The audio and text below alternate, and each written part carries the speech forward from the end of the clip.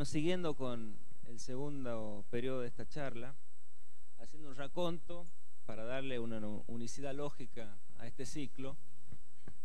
En la primera parte de la exposición un poco habíamos visto el contexto internacional, la idea de Latinoamérica, y es muy importante que entendamos, y me parece que así lo dejó claro el expositor, que el proyecto nacional y popular, la visión latinoamericana, no es una cuestión que empezó ayer, sino es un largo y gran anhelo que tuvimos en este subcontinente.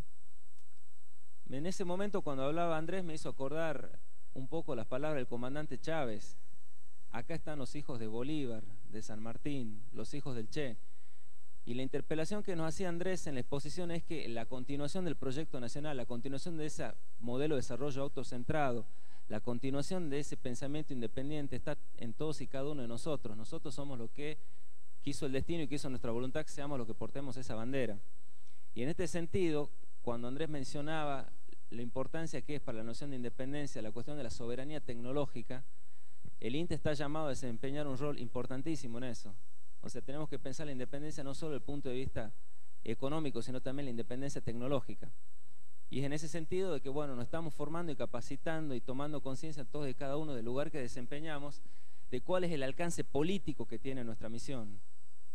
Esa visión política que integra el quehacer del cada día, en donde la independencia tecnológica se va traduciendo en el bienestar de todos nuestros compatriotas, porque creo que acá todos tenemos claro que nuestro proyecto es nacional, y para que sea nacional es necesariamente popular, y es en ese sentido que estamos trabajando. Yo les quiero presentar a alguien que ya todos conocen, que nos honra con su presencia, que es el diputado nacional Carlos Kunkel, abogado de formación. Carlos fue jefe de la Juventud Peronista en La Plata ya por los años 70, en donde conoció a otro estudiante que se llamaba Néstor Carlos Kirchner.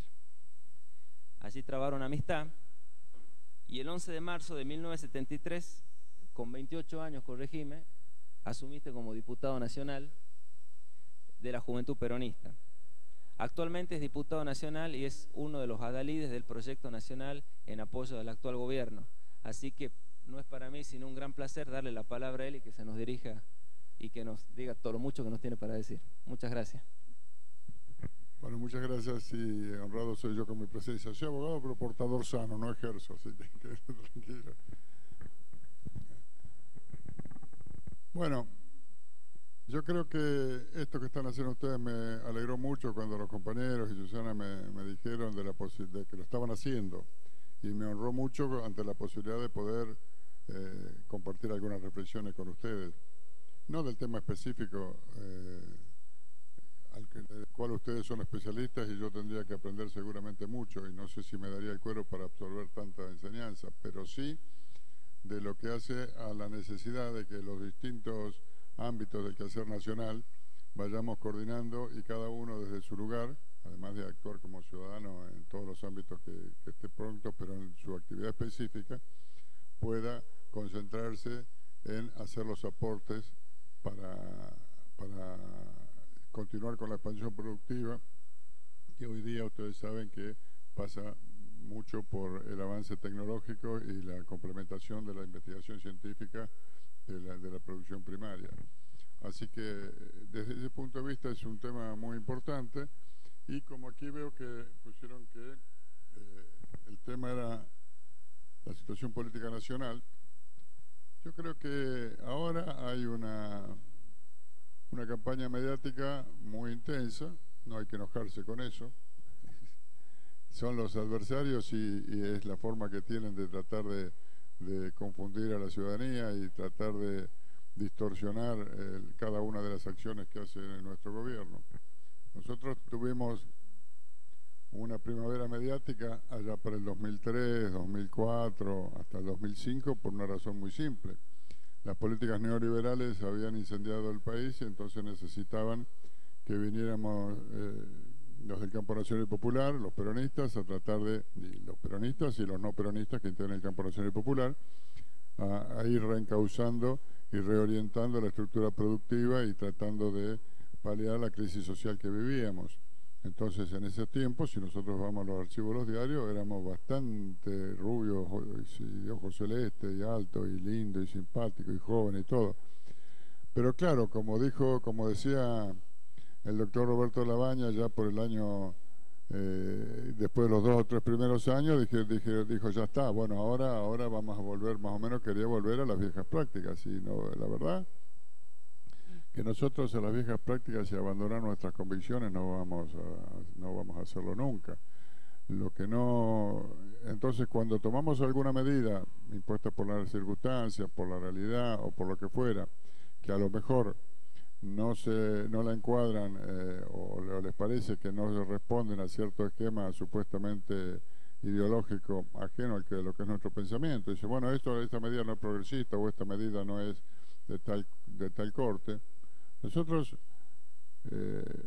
tenemos los brazos, el corazón, la mente, los oídos y la visión abierta a los aportes de todas las mujeres y hombres de buena voluntad que quieran contribuir a este proceso de reconstrucción argentina, de expansión productiva, de integración social, de distribución de la renta, de mayor equidad.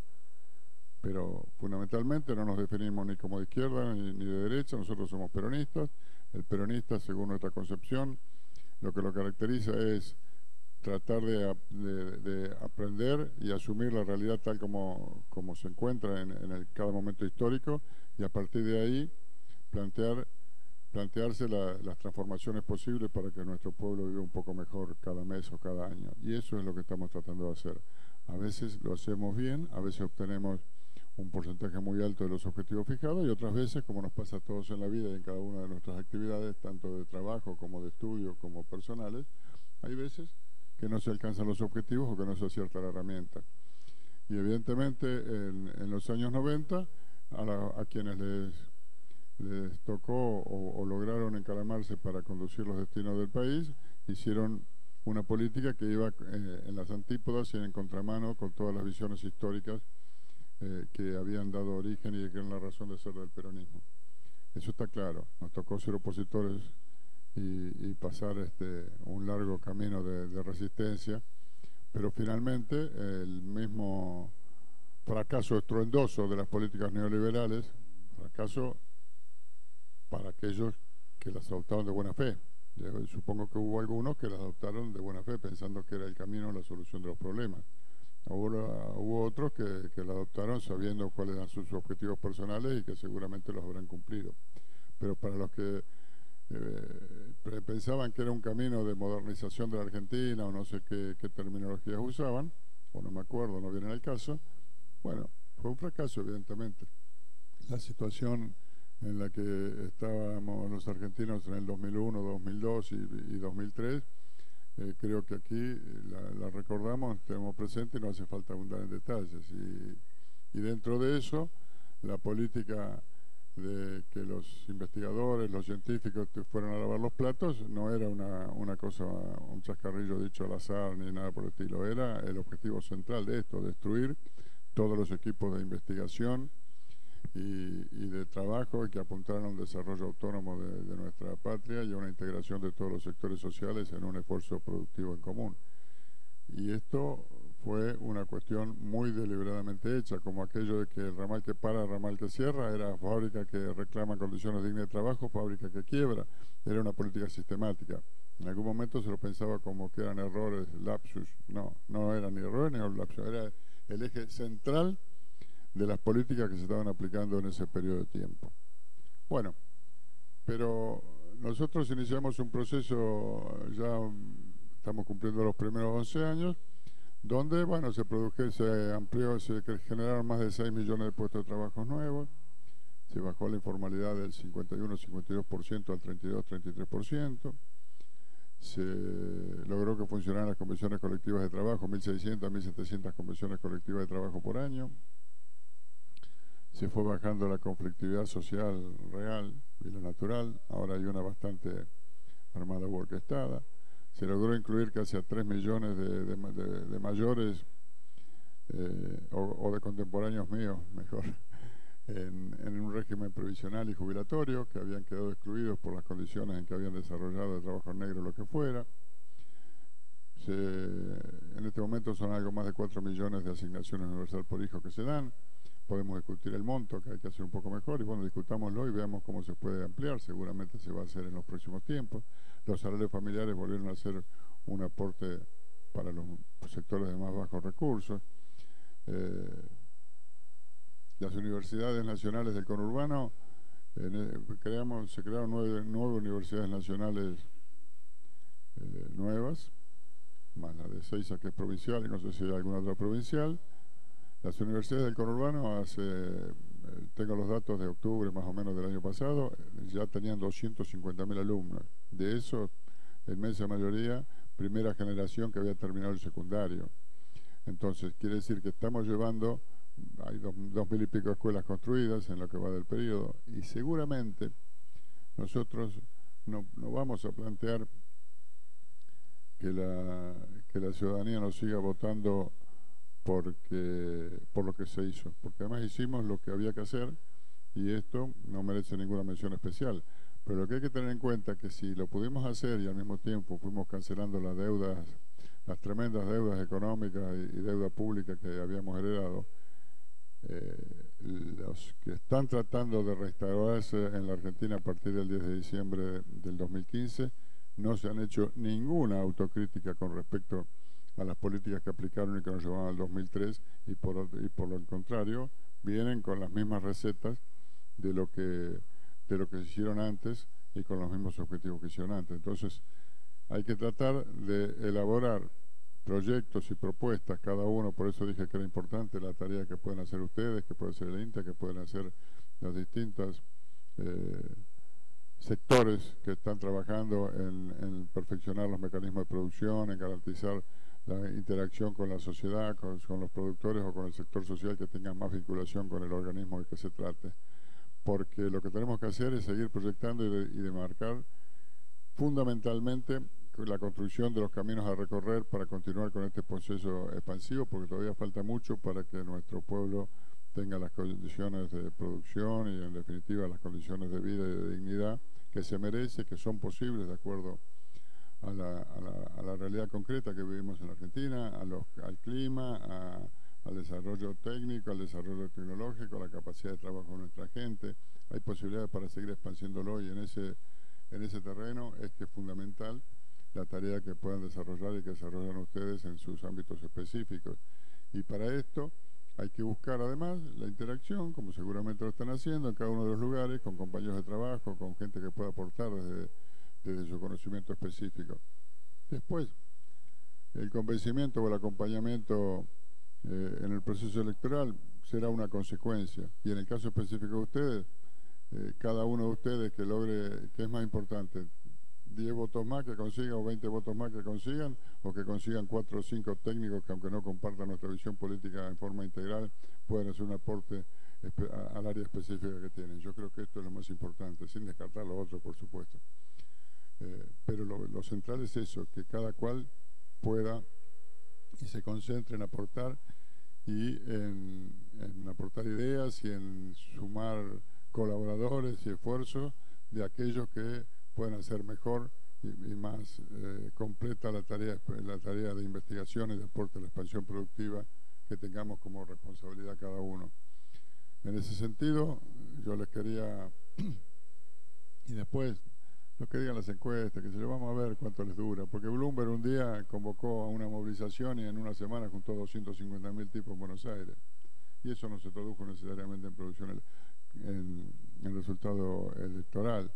Y de todos modos, la tarea de ustedes tiene una trascendencia muy grande porque en la medida que contribuyamos a elaborar proyectos de desarrollo, respuestas tácticas y proyectos estratégicos de desarrollo de las áreas en las que ustedes trabajan o para las que ustedes aportan, seguramente esto va a estar por encima del resultado electoral, porque lo que tenemos que hacer es programar las acciones de gobierno que necesita el pueblo argentino y a partir de allí impulsarlas desde el gobierno o donde nos toquen y al mismo tiempo preparar la resistencia si en algún área nos toca retroceder un paso. Si retrocedemos un paso será para avanzar después dos, pero fundamentalmente no crean en ninguna de las tonterías que andan diciendo los medios que nosotros vamos a apuntar a no esforzarnos demasiado para tener el mejor resultado electoral en el 2015 para volver en el 2019. Esa es una boludez inconmensurable, porque algún dirigente puede pensar con eso o puede especular con eso, pero ¿saben quiénes van a pagar los 4 años de retroceso del pueblo argentino? Nuestra gente.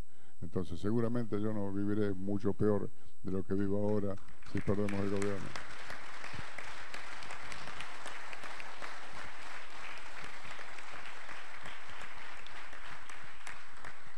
Pero no es por eso que, no es para eso que estamos trabajando y que hemos dedicado toda la vida. Entonces, esto me parece que es una cuestión para que tengamos en cuenta.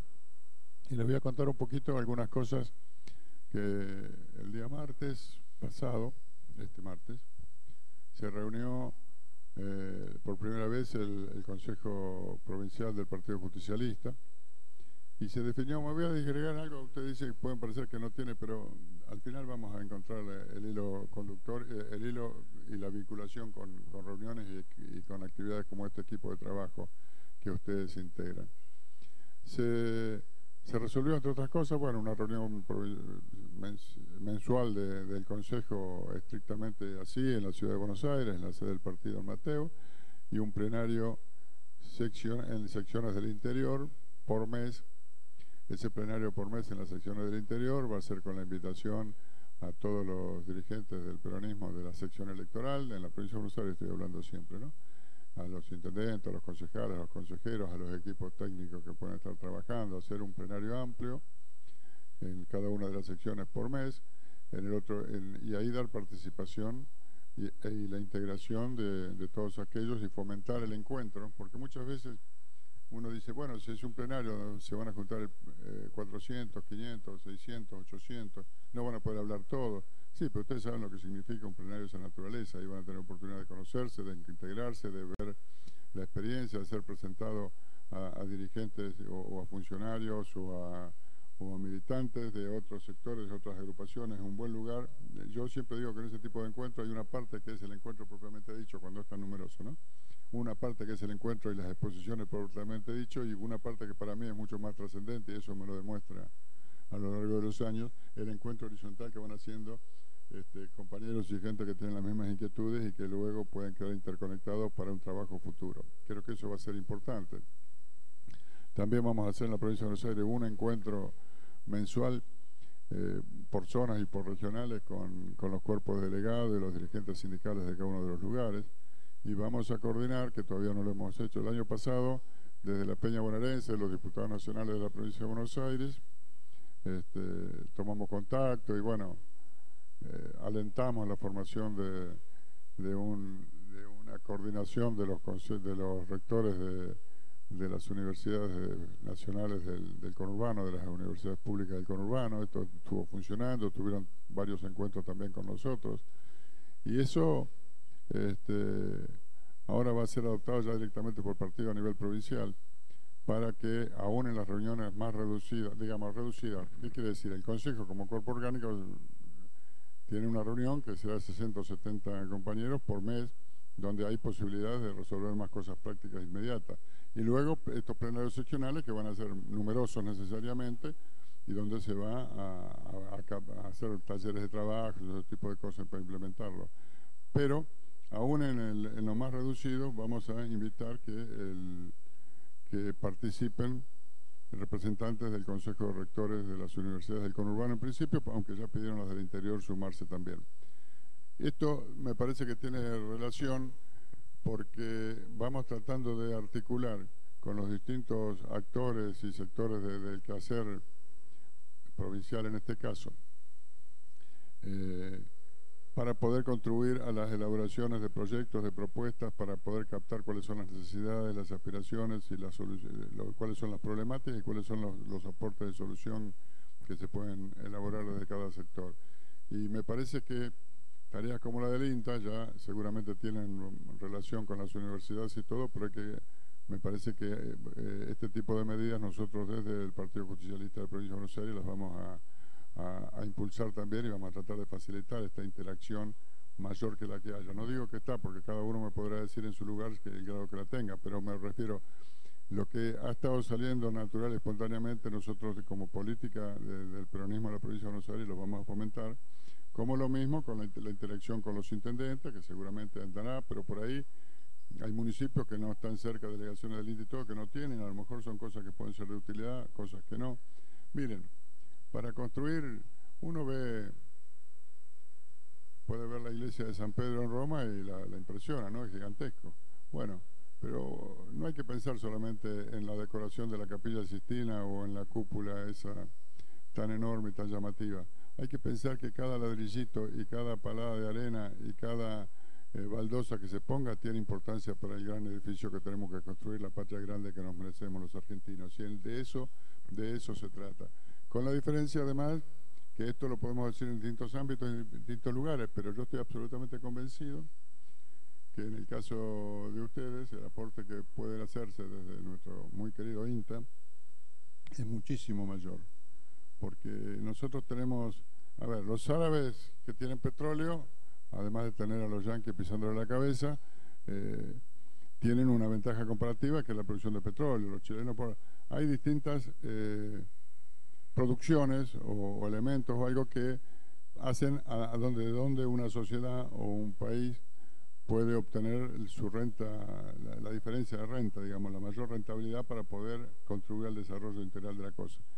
Nuestra querida Argentina tiene un elemento muy esencial que es la pampa húmeda y las distintas economías regionales y la pampa azul, abajo del agua en nuestra plataforma, que evidentemente tienen una gran potencialidad productiva y a partir de allí la investigación y el avance y todo lo que pueda hacer para potenciarla y para profundizarla mucho más tiene una tendencia gigante y de ahí tenemos que sacar la renta o la diferencia de renta. Hay otras economías regionales que pueden tener una buena sustentabilidad, pero que bueno, no va a hacerse la gran diferencia para tener el excedente de dinero suficiente para hacer las inversiones que transformen nuestra estructura productiva, las grandes obras y todo eso. Eso tiene que salir necesariamente, especialmente de nuestra pampa húmeda, especialmente, aunque no exclusivamente, de nuestra pampa húmeda. Entonces, para eso, la tarea, y de las economías regionales, por supuesto, cada una tiene su valor y la importancia que tiene, que ser yo. Bueno, no voy a hablarle a ustedes de qué importancia tiene cada producción, porque saben mucho más que yo,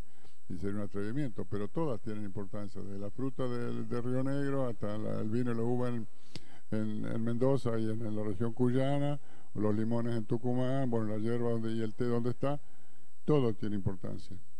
Pero la gran masa y la gran recaudación la tenemos que hacer, y eso va a ser una contradicción permanente, y ustedes la tienen que, seguramente la vivirán dentro del INTA también, entre la trascendencia del oído que hay que prestarle a los que son o manejan en este momento los grandes recursos productivos de los granos, y no se los puede desatender ni desconocer, pero al mismo tiempo nosotros desde estructuras y de militancia como la de ustedes tenemos que generar cosas que vayan atenuando. Hay muchísimo que se está recaudando ahora por las exportaciones de pescado, bueno, hay montones de cosas. En la medida que disminuyamos lo que nos roban de nuestros mares, seguramente ampliaremos la diversidad de grandes recursos, pero esto me parece que es esencial para la etapa que viene, lo tenemos que tener muy en cuenta. En lo político lo vamos a encauzar y lo político va a andar bien en la medida que nosotros logremos la inserción y la articulación con los distintos sectores de la sociedad, porque no hay que llevar las recetas escritas, sino que hay que abrir en todos los lugares canales de participación y de escuchar cuáles son las problemáticas tal como las ve el que las sufre. Si ustedes tienen una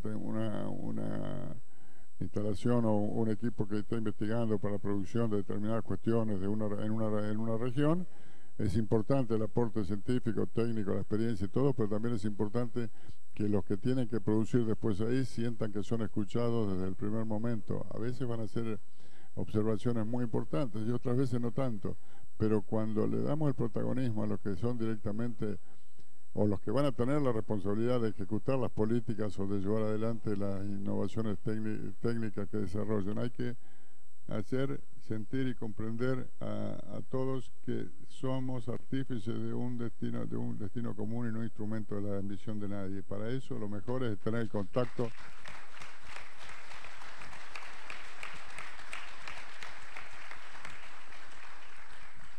Para eso es escuchar y poder acompañar las inquietudes. Y en todo caso, si son medidas o propuestas, miren, no, uno muchas veces, imagínense, en lo que a mí me toca hacer, de tratar de llevar esta prédica por ámbitos tan distintos, tan disímiles y hablando de temas o con gente que maneja o que está en actividades de las cuales yo tengo un conocimiento muy mediatizado. Así que las cosas que uno escucha cuando la gente se arrima a proponerle y todo a veces, pero ya salen contentos nada más que con haber uno puesto la atención y haber tratar de después de decir, bueno, mira, pero encauzarlo por acá, o te va a atender, o toma esta dirección y va a llamar a este otro. Entonces, es el protagonismo, que es lo que brindó el peronismo. De las muchas cosas que hizo el peronismo en la década del 40, yo creo que lo más importante fue hacer que los trabajadores y que inmensos sectores del pueblo argentino se sintieran actores, protagonistas y sujetos de la historia. Entonces, eso es algo que lo tienen que, seguramente lo harán, pero me refiero yo desde la visión de alguien que no está inmerso o en contacto directo con la tarea que ustedes, yo lo rescato siempre como una cosa muy importante. Y entonces esto lo hemos traducido ahora, que a nivel o desde el Partido Socialista de la Provincia de Buenos Aires vamos a abrir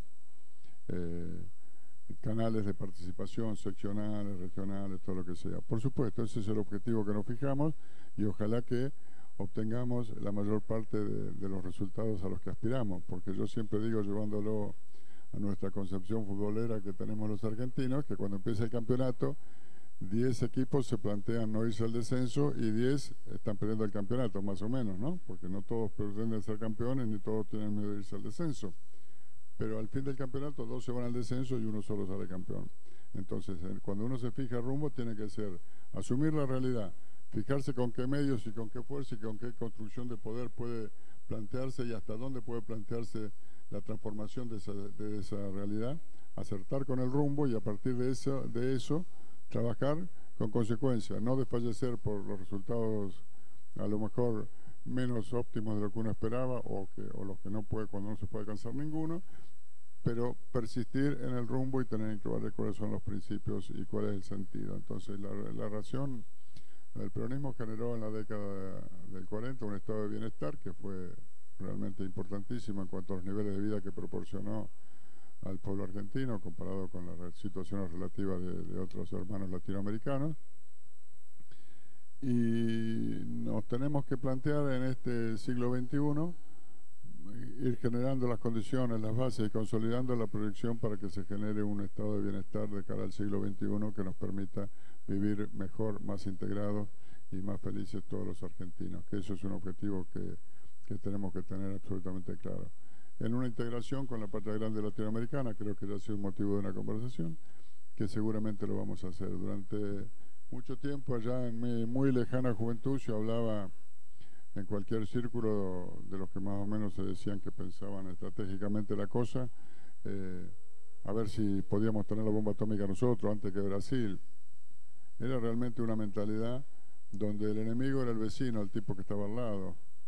Y nosotros creemos que absolutamente, Perón fue el primero que entró a plantear y revertir esto, pero de todos modos no se llegó a insertar en la cultura general predominante de la Argentina este concepto. Nosotros no tenemos destino si vamos a tener una estructura pensada nada más que para competir mal con nuestros vecinos.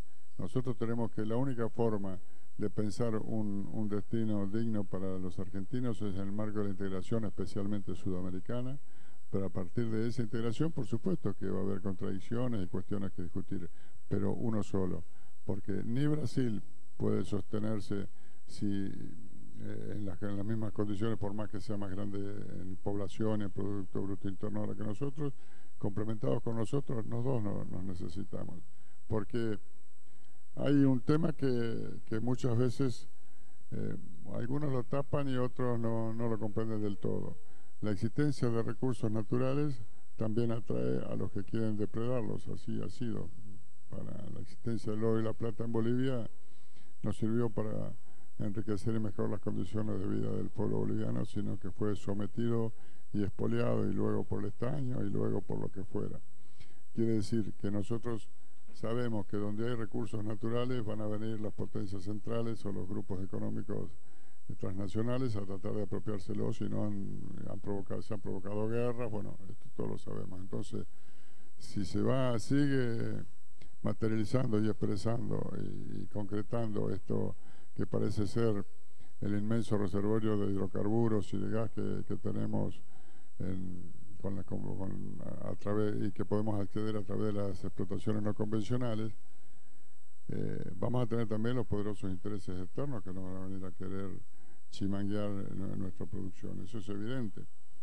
Entonces, los países árabes, hasta que no se descubrió el petróleo, no era un objetivo demasiado apetecible para las potencias centrales. Desde el momento que se descubrió, tuvieron que bancarse algunos sectores dominantes de esas sociedades, el bienestar artificial que le transmitían, pero también la violencia que sufrieron todos esos países. Entonces nosotros tenemos que tener en cuenta, y alguien plantea, o se trata de desalentar mediáticamente, primero que tengamos una autodeterminación en nuestra política energética, y segundo, cuando se busca asociarse con determinados grandes grupos económicos que tienen fuerte injerencia a nivel mundial en la explotación de hidrocarburos. Bueno, mire, lo que decimos, si es cierto oficialmente, es que eso es necesario porque hace falta muchísimos aportes de capital, y para obtener esos aportes de capital no tenemos las posibilidades de tenerlos nosotros, si no es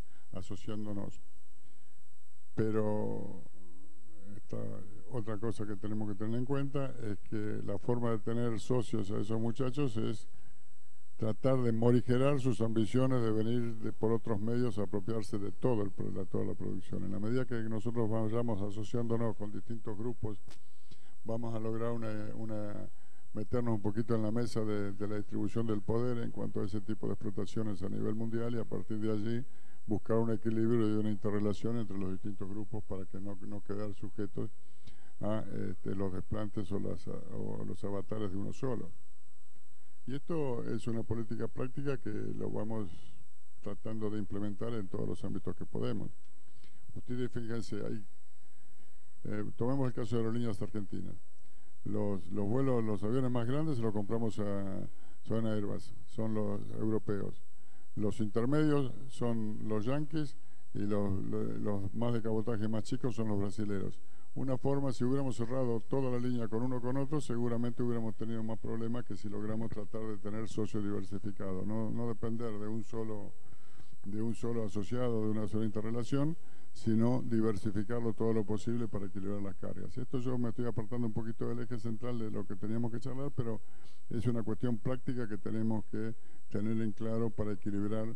No es solo la intención de lo mejor, que en el terreno absolutamente ideal y teórico uno puede desarrollar la actividad, es cómo poder avanzar, saber cuáles son las fuerzas o los sectores de poder que pueden estar interesados en demorarlo, o a los que le vamos a embromar un poquito sus negocios, y tratar de ver cómo avanzamos con la exclusividad hasta donde nos da el cuero, y cuando no, buscamos asociarnos en una forma que evite el equilibrio y disminuya factores de resistencia o ataque a lo que vamos haciendo.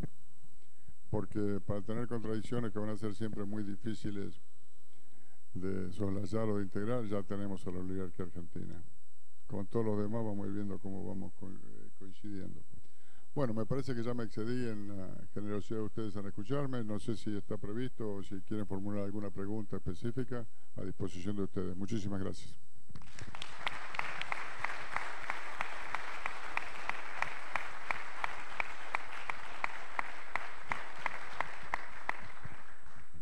Muchas gracias, diputado, por una cuestión de agenda y de tiempos. Vamos a tener un debate, pero que va a tener que ser breve, más o menos entre 5 y 10 minutos de pregunta. Así que le vamos a acercar el micrófono a aquellas personas que deseen hacerle una pregunta al diputado referido al tema anterior, y bueno, según el tiempo que nos dé.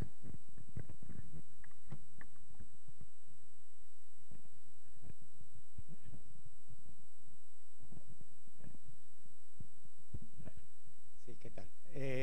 Quería consultarte en el contexto justamente actual, ¿no? ¿Cómo ves la posibilidad de plantearse leyes dentro del sector agrario particularmente, ¿no? Que tengan que ver con Junta Nacional Agraria, que nos permitan aumentar el control del comercio y manejar también el tema de promoción de producciones, ¿sí? Y por otra parte, leyes que nos permitan, más allá de lo que se logró avanzar con la ley contra la extranjerización, el tema de la limitación de la concentración de la tierra. A ver, con respecto a una política intensa y profunda de promoción de nuestras producciones regionales, creo que tiene que ser un elemento central y que puede ser de implementación inmediata, digamos. O sea, ¿qué quiere decir inmediata? Bueno, cada cosa hay que construirlo, cada camino hay que construirlo, pero no, me parece que es digamos, está ahí, cerca. Después voy a dar, con respecto a la concentración de la tierra, voy a dar apreciaciones estrictamente personales. Y con respecto, vos me habías dicho las juntas nacionales. A ver, ¿cuál es nuestra política ideal y nuestro objetivo ideal? Es la consolidación y la construcción de este tipo de herramientas para el control. Por eso dije que ahora tenemos que negociar obligado con algunos y con otros vamos a seguir negociando siempre. Con la oligarquía argentina sabemos que es cuestión de tiempo. Ellos y nosotros saben que es cuestión de tiempo. Han sido el factor de atraso y de postergación de la Argentina en los últimos 200 años y van a seguir siéndolo siempre que puedan. Pero eso es una cuestión que habla de la correlación de fuerzas y de la forma como podemos seguir avanzando. Con respecto a la extranjerización, yo no sé, ustedes tendrán seguramente más información. La extranjerización, digamos, ya está cubierta con ley. El tema de la concentración con la propia concentración de tierra que está habiendo nacional, de capitales nacionales. Para ahí vamos. Yo creo que cuando discutimos el tema del registro de la extranjerización de tierra, surgió alguna otra inquietud que algunos teníamos con respecto a la nominatividad de las acciones de las sociedades anónimas que son propietarias de extensiones productivas rurales. Yo creo que ahí está la mar del borrego. Pero bueno, paso a paso. Yo no sé qué información tienen ustedes, cómo ha sido, creo que ha sido bueno, pero yo lo he leído muy superficialmente, la información sobre el registro de la propiedad de la tierra en manos de extranjeros. Creo que eso se ha avanzado. Me parece que en un momento no muy lejano vamos a tener que contemplar o entrar a discutir el tema de la nominatividad de las acciones de las sociedades anónimas. Porque ahora no sé si hay mucha tierra que esté en manos de Juan Domingo Gutiérrez o de Rodolfo Ortega López, digamos. Están encanutados dentro de la sociedad anónima, que además son sociedades anónimas, que tienen acciones de otra sociedad anónima, de otra. Seguramente habrá tipos que tienen individualmente y fácilmente localizables grandes extensiones de tierra, pero el poder de verdad seguro que lo tienen escabullido en sociedades. Y a mí me parece, pero es una opinión muy personal, que una de las formas muy concretas es dando un plazo razonable. No se puede decir a partir del mes que viene todas las acciones de las sociedades anónimas propietarios de la tierra tienen que pasar a ser nominadas por sus titulares, pero me parece que es un objetivo a lograr, sacar alguna norma que establezca que en un plazo razonable y acordado las acciones vayan siendo, primero, en manos de personas físicas, y segundo, registrados quiénes son, porque es el territorio, es el suelo, no es lo mismo otro tipo de bienes o de producción. Esa es mi concepción. No estoy anunciando ni que se lo está estudiando de las estructuras políticas partidarias ni que se lo está estudiando del gobierno, pero es lo que yo estoy absolutamente convencido. Una cuestión razonable es que la tierra se sepa quiénes son los dueños del suelo, que no puede ser que pase de una serie de sociedades anónimas a otra y nunca se termina de saber quién es el verdadero dueño del suelo. Y otro tipo de cuestiones, que esto también es a título muy personal, es que todos sabemos que los impuestos inmobiliarios, las provincias se quejan de la falta de recursos, pero tenemos la región económicamente productiva más grande y las mejores condiciones de suelo, de clima y de todo, como es la provincia de Buenos Aires, y las tierras están pagando un impuesto inmobiliario, las tierras rurales, que es infinitamente inferior al valor de mercado de la tierra. Y nosotros nos pusimos el monto de las tasas, pero me parece que eso es una cuestión que hay que contemplar. es difícil, tiene sus complicaciones, son factores de poder que no es fácil cambiarlo, pero por ahí yo creo que habría que buscar alguna forma inteligente y que lleve a actualización de los valores fiscales, pero al mismo tiempo algún tipo de devolución o compensación. A ver qué les parece una idea loca de alguien que no entiende del tema. El inmobiliario se les pone el monto de acuerdo al valor real de la tierra y luego un buen porcentaje de ese monto se lo descuenta en la medida que comercialice su producción en blanco. Porque acá son las dos cosas, es el valor de la concentración y lo que negrean, y que demuestren el aporte de las cargas sociales y la previsión de su personal que también está en blanco, digamos. Es complejo y hay que estudiarlo mucho, pero me parece que eso sería una buena cuestión, porque el tema es, en esto también me parece a mí, no es solo un tema, no es un tema recaudatorio solamente, aunque está bien que aporte más el que más tiene, sino un problema de normalización y de blanqueo de toda la actividad, tanto la productiva como la laboral de la gente a la que toman. Y los otros días el ministro de Asuntos Agrarios de la provincia de Buenos Aires salió con una simpática e hipócrita postura de decir que para expandir la producción de trigo había que bajar las retenciones. Lo que tendría que haber dicho, si hubiera sido honesto en sus declaraciones, era que para expandir la producción del trigo había que aumentarle el precio del insumo básico de alimentos a los argentinos, porque como todos ustedes saben, más del 80% del trigo que se produce va para el consumo de los sectores más populares de nuestro país. Entonces, si quiere hacer eso, que lo diga con todas las letras. Que no me venga con el cuento que por ese 10 o 15% de trigo que se exporta, suprimir las retenciones las tienen que hacer por el 10 o el 15% de trigo que se exporta. Si ellos suprimen el 22 o 23% de retenciones, inmediatamente aumenta un 20 o un 25% el precio del pan, de la harina, de los fideos, de todos los insumos que son el insumo básico de nuestra población, especialmente los sectores más populares. Entonces, que digan las cosas como son, que no se hagan los boludos porque nosotros no lo somos. Yo lo salí a cruzar a la media hora, habrán salido otros también seguramente por DIN que lo pusieron en título y nunca más hablaron del tema, pero las cosas hay que hacerlas así. Cuando uno toma o propicia una medida, tiene que saber quién se va a beneficiar con la medida que se toma y quién va a pagar los costos de la medida que se toma. Entonces, si para expandir la producción de trigo tenemos que aumentarle el precio del alimento de insumo básico de alimentación de toda nuestra población, hay que decirlo, que se hagan cargo. Nosotros nos hacemos cargo. Nosotros, mi generación, nos hacemos cargo de todos los errores que cometimos a lo largo de nuestra historia y nos hacemos cargo también de las responsabilidades que las tomamos de aquí para el presente y para el futuro. Pero me parece que lo de la tierra es una cuestión central, porque no es un tema menor aquí en la Argentina. La propiedad y la titularidad del dominio de las tierras. Compañero, 3 preguntas. Una, nosotros tenemos más o menos 7.200 personas trabajando en INTA. 7.200 personas trabajando en INTA, más o menos. INTI tiene más o menos 1.200 personas. INTI, tecnología industrial.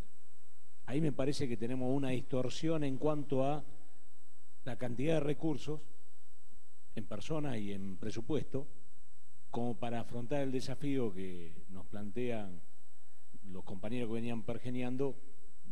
Nosotros hemos participado en el Plan Estratégico Agroalimentario y Agroindustrial porque la componente industrial está subrepresentada en el aparato de producción científica estatal en esta relación, 1.200 a 7.200, 6-1. Creo que ahí el planteo es si podemos trabajar en corregir esa distorsión. Y yo te cuento una anécdota. El compañero que asume como intendente de Bolívar, Eduardo Buca, Bali, la primera reunión que tiene, que le piden la Sociedad Rural de Bolívar, le dice: te ayudamos en todo, pero no nos traigas industria. Te vamos a ayudar en todo, pero no nos traigas industrias a Bolívar. Ahí hay una definición de país. Vamos de una, yo te lo digo. Miren, yo soy oriundo de Bragado.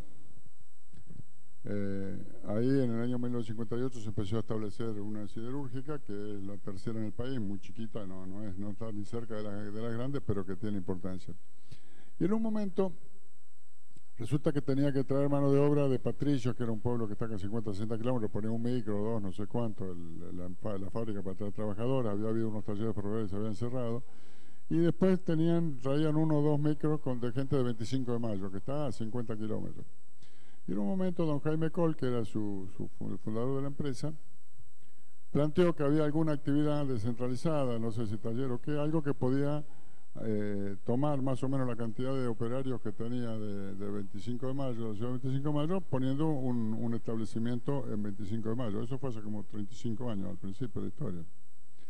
Se movilizaron las fuerzas vivas de 25 de Mayo, llámese productores rurales fundamentalmente, para oponerse a que se estableciera una semilla de industria en 25 de Mayo, porque eso iba a crear la mentalidad y esa política es la que tienen sistemáticamente, el atraso y el que no haya el ejemplo de que la fuerza de trabajo de nuestro pueblo merece ser retribuido de acuerdo al esfuerzo y a la productividad que tiene.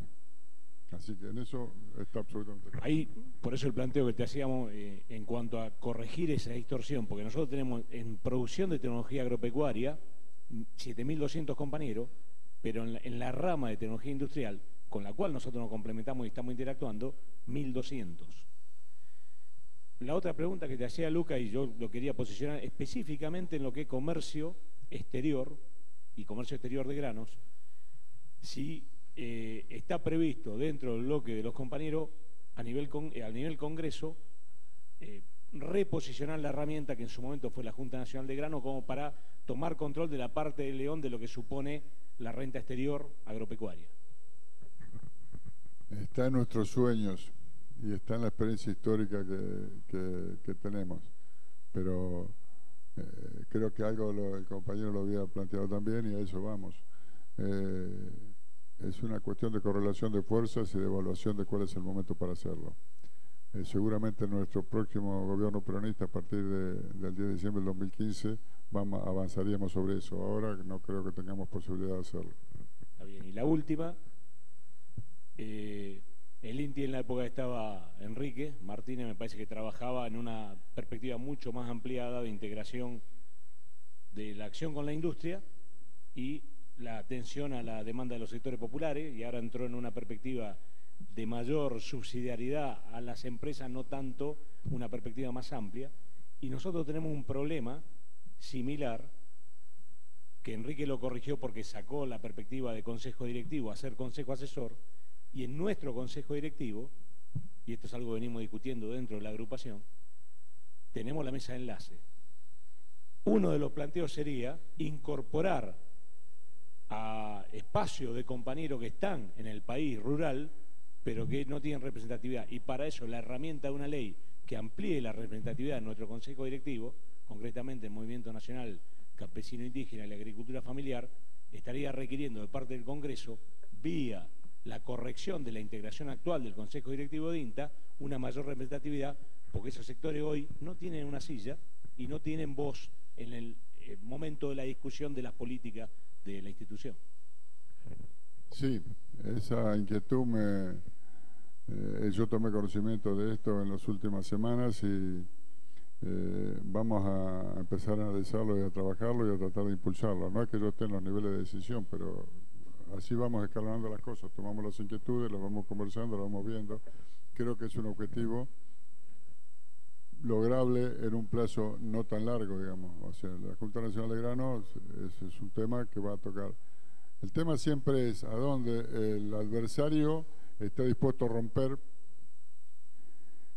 por lo que le vas avanzando en cada momento. Una correlación de fuerzas, si vos tenés la fuerza suficiente como para desplazarlo. Me parece que si hoy en día planteamos la Junta Nacional de Granos, esto es una opinión muy personal, el desbarajuste que se armaría sería realmente superior a las posibilidades o a los resultados que queremos tener. Me parece que esto otro, si bien a la larga es una cuestión estratégica muy importante, va a ser más difícil que salgan a cortar la ruta porque le incorporamos sectores productivos que no son los que ellos absorben, ¿no? El día que había que tratar el estatuto del peón rural, fue una negociación muy ardua con todos los partidos y todo en el bloque por las pensiones, entonces acordamos que iba a haber, en la Cámara de Diputados generalmente las sesiones son los miércoles. Pero esta vez, bueno, se acordó que se sesionaba el jueves para un montón de leyes y de cuestiones que fuimos consensuando con sectores de opositores y todo que les interesaban, leyes chicas, por ahí que son de interés sectorial o algo por el estilo. Bueno, te votamos esta ley que estás pidiendo, qué sé yo, declarar de interés no sé qué, pero tenés que dar el quórum, acompañar, bien. Pero había contrapresión muy grande de la mesa de enlace y sus adláteres. La mesa de enlace son 5, siempre fueron 5, no 4. El quinto es el momo. Y entonces acordamos que se pasaba un cuarto intermedio el jueves, con el quórum que habíamos obtenido con todas las cosas, y que el viernes tratábamos el Estatuto del Peón Rural. Había colectivos y caravanas de colectivos que traían de todos lados el momo de todo el país iban a hacer el caos en la ciudad de Buenos Aires. La verdad que habíamos acordado eso y estábamos ahí. Terminamos de tratar todas las problemáticas y eran las 0:25 del viernes. Entonces yo le digo al chivo, y además nos venía información de los micros que venían, iban a hacer entonces digo al chivo, plantea que pasemos a tratar la ley del Estatuto del Peón Rural. ¿Te parece? Sí. Entonces dice, bueno, en lugar alguien había pedido cuarto intermedio, dijimos, no, bueno, toca el botón, ahí se resuelve, porque las cosas muchas veces se ve, hay concepciones, hay rumbo, hay objetivos generales que uno se tiene, y después hay que estar como Messi, que planifica todo, pero además en el momento que tiene que hacer la gambeta y meter el puntazo para hacer el gol, tiene que estar despierto, porque si no... Entonces, cuando decimos eso, se levantó Eduardo Amadeo, Graciela Camaño, hicieron un escándalo, quisieron arrancar el micrófono, parecía, bueno, un desastre. Y los radicales, que estaban en el compromiso también y que querían sacarlo, pero no son muy de jugarse. No, bien. Entonces, Gil Lavedra pide la palabra y empieza a hablar de las instituciones de la República, de los principios, de los helicópteros, todas esas cosas.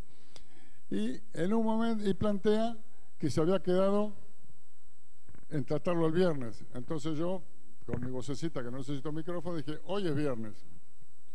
Ya eran las 0:30 del día viernes. Cumplimos nuestra palabra, lo tratamos el viernes. Lo que salteamos fue el cuarto intermedio hasta el otro día para que llegaran los micros del Momo Venega a romper el centro de la ciudad de Buenos Aires. Bueno, ¿qué quiere decir? Hay cosas que se pueden ir sacando y hay que tener el sentido de la oportunidad, no oportunismo, porque el oportunismo es para ventajas personales o sectoriales o una cosa, sino la práctica, cómo hacer para que el objetivo se alcance con un costo que no perjudique más a montones de sectores o a terceros sectores que lo que realmente sea necesario. Última pregunta. Dentro de siguiendo con la misma tónica de la agenda legislativa,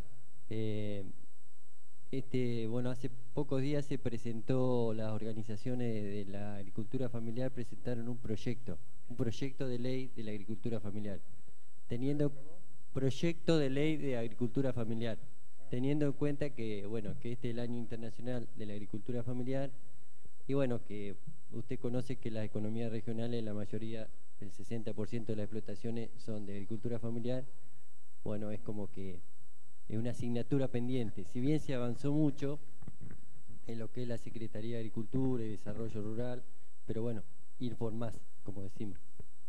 Si está en la agenda legislativa este tema.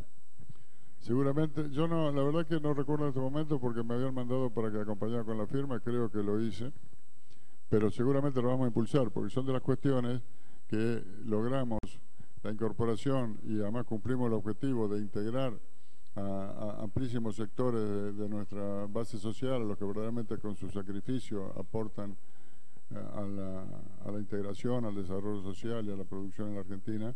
Y vuelvo a lo mismo. Por eso el tema es siempre qué resistencia vamos a tener en cada medida que tomemos. Y no creo que vayan tampoco a cortar la ruta otra vez durante un mes porque hagamos eso. Entonces, yo creo que eso lo vamos a impulsar con toda la fuerza y seguramente será ley este año, eso sí. Le damos un fuerte aplauso al diputado Kunkel. Muchas gracias.